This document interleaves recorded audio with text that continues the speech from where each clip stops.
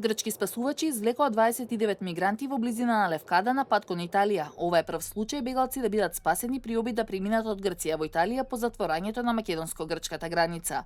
Луѓето, чијешто националност е се уште непозната, биле најдени како пловат неконтролирано во Јонско море откако криумчари ги напуштиле во гумен чамец. Властите стравуваат од отворање на нова рута што може да доведе до уште повеќе поморски трагедии. Француските железничари штрајкуваат против реформите на законот за труд, што ќе ја влоши дополнително состојбата во сообраќајот, по недостатокот на гориво предизвикан од протестите на синдикатите. Вработените во метрото почнаа неопределен штрајк, а им се приклучија пилотите на Air France кои бараат зголемување на платите. Денеска штрајк почнуваат и вработените во јавниот сектор во соседна Белгија.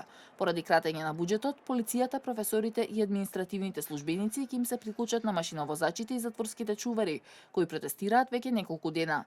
Дополнително се противат на промените на работното време и зголемувањето на возраста за пензионирање. Уште еден министер ја напушти новата влада на Бразил. Фабиано Силвеира, министерот за борба против корупцијата, си даде оставка по објавена снимка во која се слуша како се обидува да спречи истрага на случај во државната нафтна компанија. Минатата недела се повлече и министерот за планирање, за кого беше објавена слична снимка.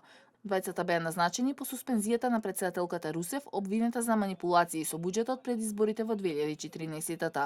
Таа тврди дека импичментот има за цел да ја спречи истрагата во Петробраз.